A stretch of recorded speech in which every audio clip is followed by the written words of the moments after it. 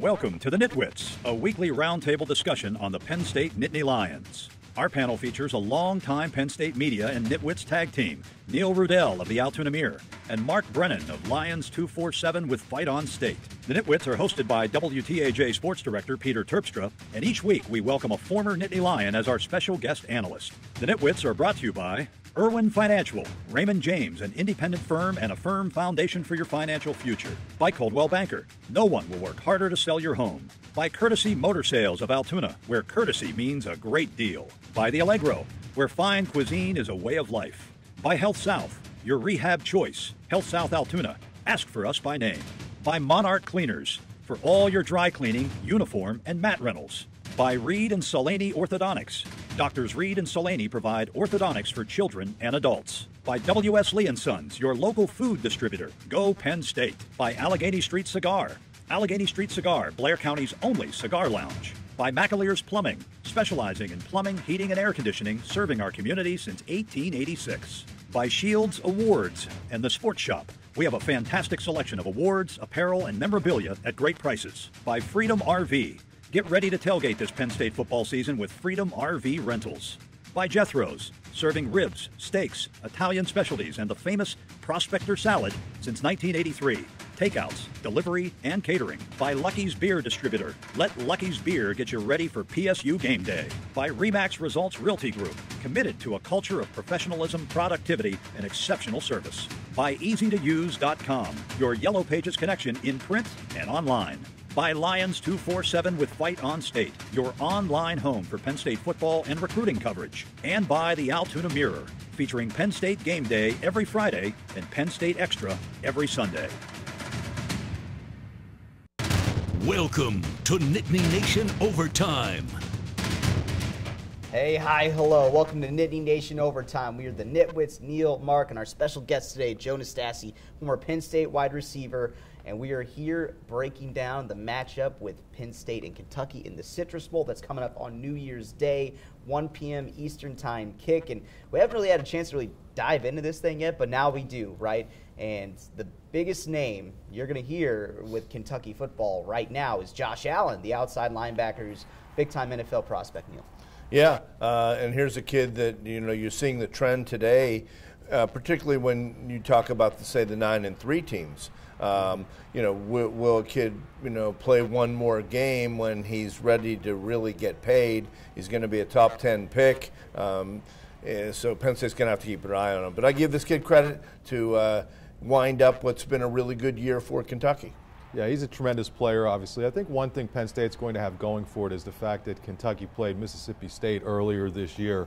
Kentucky really handled Mississippi State, but think about it. You had Joe Moorhead, the former Penn State offensive coordinator, who's now the head coach at Mississippi State. Penn State's going to have some really good tape to look at to see how they combat at the different things that Kentucky did against that RPO offense. So I think that's really going to work in Penn State's favor. Does it go the flip side, though? Do you think maybe Kentucky playing Mississippi State might have some of those same advantages? What do you think, Joe?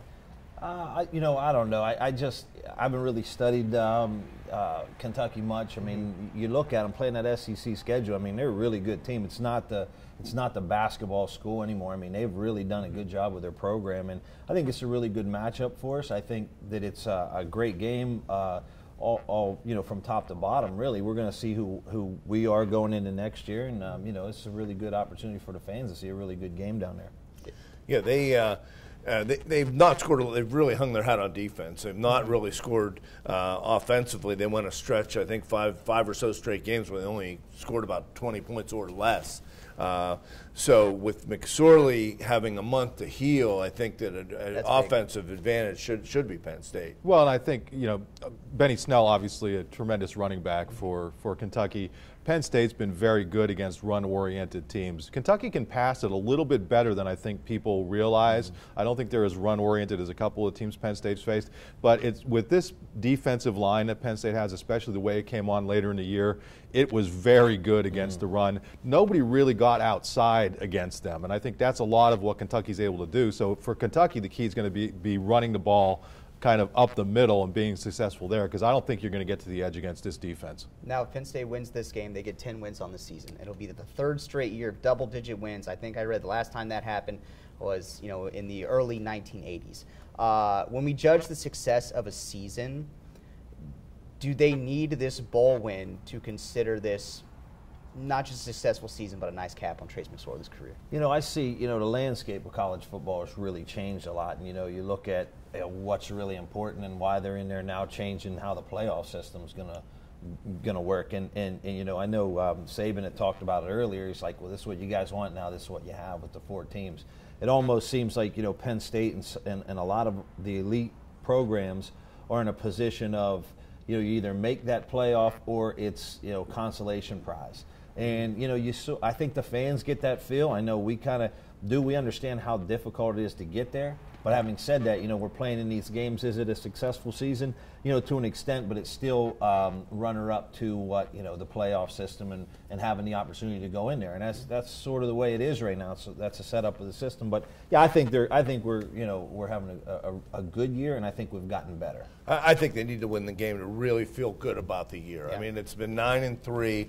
There hasn't been a real signature win. You beat Iowa. We're pretty fortunate there. Beat Wisconsin and Pitt. But I think they need to cap this, to put a bow on McSorley's tenure at Penn State and feel pretty good about this year. Wow, I like the holiday reference. How about that? Well, your red tie. Well, yeah, Joe with his outfit. Listen, the one thing I would say is if you are able to get to that 10-win mark, to me, you have to look at this. This ended up being a bit of a rebuilding year for Penn State. I think that's fair to say. Outside of Trace McSorley, they had a lot of different players who had to step up into different roles. If your quote-unquote down year ends up being another 10-win season, I think that kind of validates where this program is going. I don't know that it's going to be a huge negative if they only end up with 9 wins, but I do think if you're able to get to that 10 wins 3 years in a row, that says something about where the program is to me. I'm not ready to say that this was a bit of a rebuilding year. You had a decorated senior who was a Heisman candidate who at one point you were in the conversation for a potential playoff bid.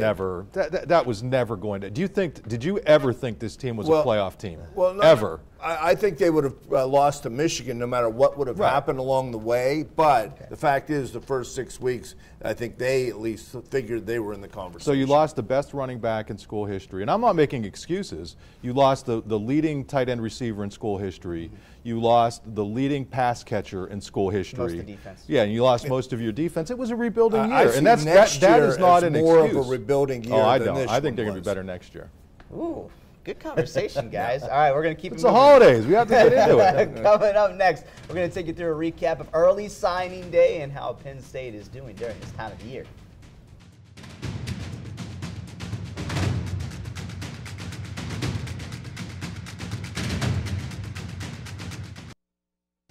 The NitWits are brought to you by Irwin Financial, Raymond James, an independent firm and a firm foundation for your financial future. By Coldwell Banker, no one will work harder to sell your home. By Courtesy Motor Sales of Altoona, where courtesy means a great deal. By The Allegro, where fine cuisine is a way of life. By Health South, your rehab choice. Health South Altoona, ask for us by name. By Monarch Cleaners, for all your dry cleaning, uniform, and mat rentals. You're watching Nittany Nation Overtime. Welcome back to the show. Penn State just had its early signing day period. Mark, we're going to lean on you for this one. 18 signees in that first little stretch. What would be your first thoughts when you see the class? Well, number one, I think that they signed everybody they were hoping to sign. Nothing really fell apart, which is always good. As James Franklin said, they really shoot to have as little drama as possible. They really address needs at quarterback. They like to have 5 quarterbacks in the program at all times, and they're bringing in 2. They're bringing in 2 more really good running backs. They did some great work on the offensive line. The secondary, they did really well. I would say the one area, if they have to still get a player or 2, would be that defensive line, especially defensive tackle. I don't think there's a pure defensive tackle in this class, but that's something that they could address in the late signing period. You know, collectively, they've really raised their recruiting profile, and all the bells and whistles that go around it is something that these kids and their families clearly play into. The relationships that James Franklin and his staff have built and are building, you know, really impressive. And what impressed me also is just the level of communication in the program. They brought all these juniors who may have a decision to make in the Sunday after the Maryland game, hashed it out with their families while they were still here. That's a lot of advanced planning. Now, Joe, this time of the year, at one time, it might have been slow, and you might be able to speak to this, but now it seems like it might be the most important time of the year when it comes to sustained success in a program. What is this year like, you think, for these college teams? Well, you know, now everything, and I think I've spoken this before, but a lot of what happens now, everything's really, they speed it up, you know, offers early, and you know, you have these commits early, and everything's happening earlier and earlier, sophomore years, and you know, it's sort of fitting right into that program of, you know, they get them in, get them committed early and sign them early. Yeah, it's a busy time, but usually the guys that are the hard commits that are, you know, that you get early, they're showing up as of yesterday. They're showing up and they're committing. You know, I think it's a lot tougher for the coaching staff, because you have to tend to your players that you have there right now, and you have to show them the love, and then you have to show the recruits the love. So it's like double duty for them from, say, you know, the Thanksgiving period and on, because there's so much they have to do to keep that attention going in the right direction. You know, I mean, whether we like it or not, everyone is playing by the same rules. I think it's really fast. I think it doesn't give anybody a chance to breathe, and then I think it takes. When I say it takes a little bit away from the bowl games, I think it does to an extent of, like, the guys that are already there. You know, they're sort of, okay, well, you guys wait, and we're going to deal with the guys that are coming in after you. The thing we have to acknowledge here, Joe Nastasi was the first early commit in Penn State history. So I'm talking again. He was April of his junior year. Yeah, but, you know, cool. and that's what. Seriously, he was, and we're not joking here. He set a trend, and you did, and you know that's what a disappointment. No, he ended up being a very good player, but what the point I'm getting to is, listen, now they have 18 guys in. You know, maybe you get 20 or 21, whatever it may be. They are already hard at work on the 2020 and 2021 classes. They have offers out there, that sort of thing. So when you get ahead of the schedule like this allows you to look further down the line. Right. Now you're setting a trend with your sweater. Well, yeah. I mean, you know, hey, look. I love the sweater. Yeah, so, you know, maybe next year we'll be wearing a little bit more. Let's hope so. Yeah, one note in the post-signing day press conference, Coach Franklin mentioned that agents can talk to these college players whenever, right? Like it is. So you got freshmen. He mentioned, you know, talking to agents. Neil, what do you think about that? Wow, I think it would be fast, organized chaos for a staff. I think that's got to be real. Joe, you're probably familiar with it. Well, yeah. I mean, there's just too much going on at age 18 there. I mean, I don't. It's just too fast. I mean, these guys, it all comes down to experience. I mean, I know when I look back on my career, it was all experience. You know, I think things were a little more simple then. I mean, including the offense, and you know, I mean, it was what it was. But you know, everything's so fast now, and it's just like speaking with an agent at 18 years old. Are there agents in Lewisburg? No, there's not. No, listen. Here's the key, though. Agents could always talk to kids' parents. They were always doing it. So there was no way of stopping it. The key is to have good parents, like Joe did, or still does, but you know what I'm saying, who helped you through this process. Your dad was around football, understood, and so it's tough because not all these kids are from extremely stable backgrounds, but you hope all these kids have good guidance first and foremost from mom and dad or whoever their guardians are, and that's what's going to help them with all this agent business. But the mistake comes in when, you know, obviously, you know, money ruins a lot, and I mean and everybody thinks their kid's going to be an NFL star. And that's the thing. I mean, at that age, there's so much football to handle between then and when you're ready to go to the league. So. And real quick, I mean, they have some moving parts here with Sanders as a possibility to come out. McGovern's name's been mentioned. You know, where does this stand? Yeah. All right, we're going to keep it moving. Still ahead, we're going to hand out some of our end-of-the-year awards before the bowl game, maybe some of your most surprising players, unsung heroes. NitWits talking MVPs next.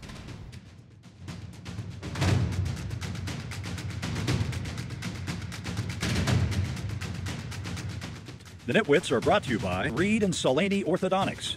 Doctors Reed and Solaney provide orthodontics for children and adults. By W.S. Lee & Sons, your local food distributor. Go Penn State. By Allegheny Street Cigar. Allegheny Street Cigar, Blair County's only cigar lounge. By McAleer's Plumbing, specializing in plumbing, heating, and air conditioning, serving our community since 1886. By Shields Awards and the Sports Shop. We have a fantastic selection of awards, apparel, and memorabilia at great prices. By Freedom RV. Get ready to tailgate this Penn State football season with Freedom RV Rentals.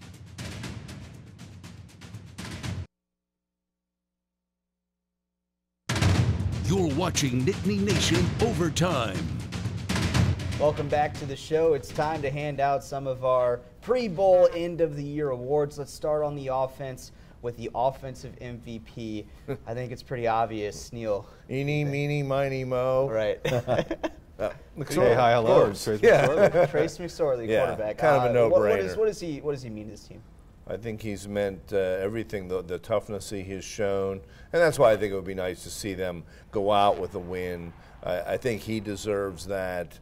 We thought maybe he was kind of banged up, maybe wouldn't play part of a game late in the year. I mean, he's really the toughest player they've ever had. Yeah, they made the decision to stick Except with for him. Joe. They made the decision to stick with him when he was injured, which ultimately, provided he was okay, long-term health-wise, was the right thing to do for everything he's done for the program. But I think that was the biggest indication of how much he means to the program. Yeah. When he was hurt, the offense wasn't the same. Now, might it have been better if they would have given Tommy Stevens a longer look? Maybe it would have been. But Trace earned the right to be in there. But in those 3 games, we really saw what a difference he makes, and it was good to see him get back to kind of full strength or somewhere near it against Maryland. And on defense, what do you think? Well, I think it has to be Etor. I mean, Etor Gross-Matos, the way he came on late in the season, what he finished with 19, 20 tackles for losses, just an absolute beast. I've said it before, Penn State fans feel lucky that this kid is a true sophomore because if he weren't, he would be a high draft pick this upcoming year. He's got everything to be good in the NFL. Projections of this year's top picks, like the first 5 are defensive tackles and ends. Yeah. I mean, this guy could project to be a very high first-round pick next year. Yeah, he's good. He's really good. I mean, you watch him. Those guys that bookended him and Sharif, but he's unbelievable because his size is what it is, and he moves so well. I like to throw a shot out there to Kevin Givens. I mean, that's a guy that plays a really tough position in there. Now, I would say the defensive MVP is Matos, but Givens, I mean, what he has to handle. He might be up for another award. Yeah, I understand that. Yeah, but I really, Kevin really done a good job. Yeah, he had a really strong second half of the year. So can we just go ahead and say he's the unsung hero? Yeah, or should unsung hero. Can we just say Kevin Givens is the unsung hero? I led into it. And there he is, Kevin Givens, Altoona's finest. One thing you hear about Kevin Givens is that obviously him being the unsung hero is because he's not getting a lot of the publicity, a lot of the attention, but he might be freeing stuff up for Etor and Sharif and all those other guys. What do you think his impact was? Well, that's what you need. You need defensive tackles, and the ends will be the first ones to tell you if you're not getting good D-tackle play.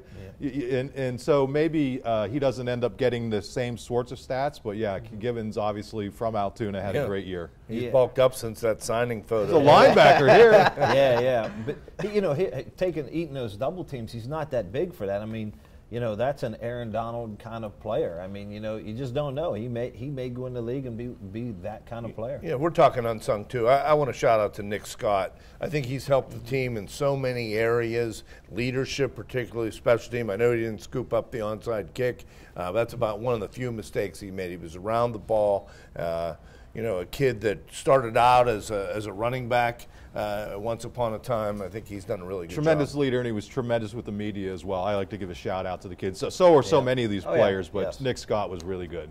Okay, so going into the season, there's always someone maybe you don't know. Maybe it's a freshman. Maybe it's someone who hadn't had their time to shine yet. Surprise player, starting with the offense. Who do you think, Joe? I'm going to go with Freiermuth. I thought that was one of the guys that came out and did things no one really talked about in preseason, and came out there, and he really, if you look at some of those games, came up with some really key catches, touchdowns in a couple of those games. So, hey, there's a guy, and it looks like they're going to build on him because we really are a tight end heavy kind of team. What did he end up with, 7 touchdown catches? Yeah, led the team. Yeah, he wasn't even starting at the beginning of the year. That was Jonathan Holland.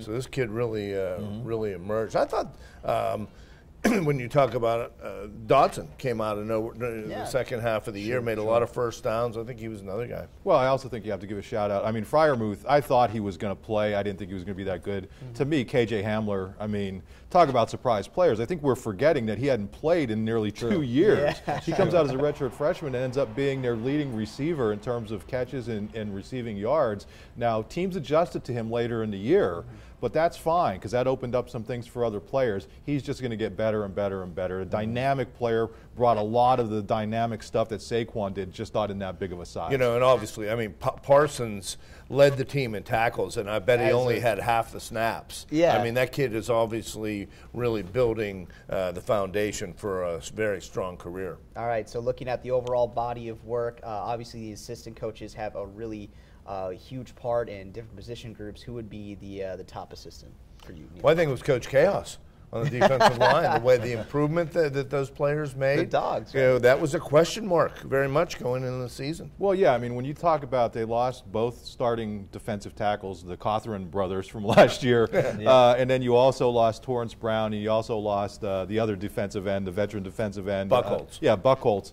To come, and the other thing was the way that group got better and better and better throughout the year. I think that's the sign of good coaching. I think there were a lot of good coaching jobs, but Coach Chaos to me was the guy who stood out. He does have a name, Sean Spencer. Sean Spencer. All right, we're going to wrap things up. Joe, when we did you come have back. a quick? No, I was going to go with Sean, and I was going to go with Sider. I mean, that was a good pickup. Okay. The guy's recruiting well. All right, we're going to wrap things up here. Key matchups, one more look at Kentucky coming up next.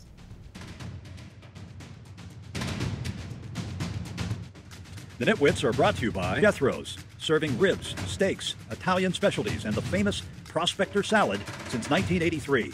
Takeouts, delivery, and catering. By Lucky's Beer Distributor. Let Lucky's Beer get you ready for PSU game day. By Remax Results Realty Group, committed to a culture of professionalism, productivity, and exceptional service. By EasyToUse.com, your Yellow Pages connection in print and online. By Lions 247 with Fight on State, your online home for Penn State football and recruiting coverage. And by the Altoona Mirror, featuring Penn State Game Day every Friday and Penn State Extra every Sunday.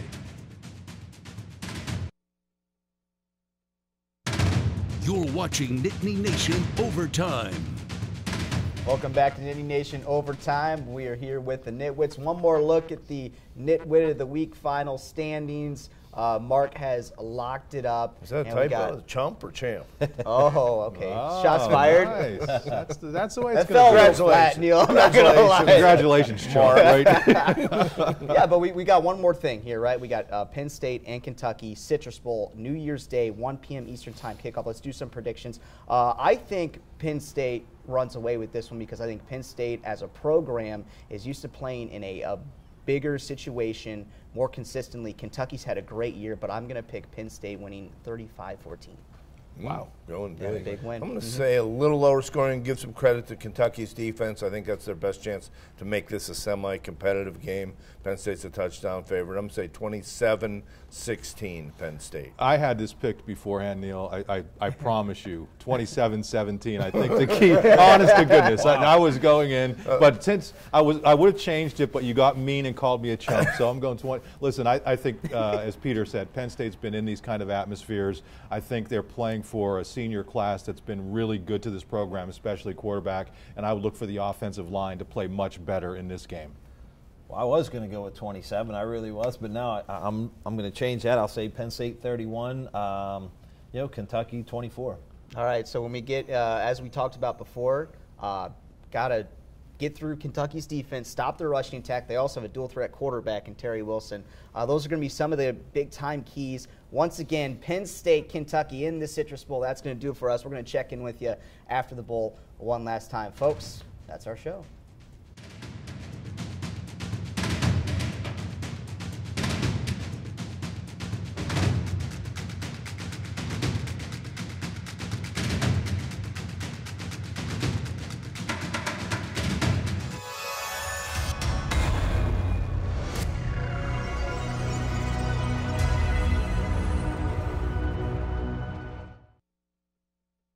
The Nitwits are brought to you by Irwin Financial, Raymond James, an independent firm and a firm foundation for your financial future. By Coldwell Banker, no one will work harder to sell your home. By Courtesy Motor Sales of Altoona, where courtesy means a great deal. By The Allegro, where fine cuisine is a way of life. By Health South, your rehab choice. Health South Altoona, ask for us by name. By Monarch Cleaners, for all your dry cleaning, uniform, and mat rentals. By Reed and Solaney Orthodontics. Doctors Reed and Solaney provide orthodontics for children and adults. By W.S. Lee & Sons, your local food distributor. Go Penn State. By Allegheny Street Cigar.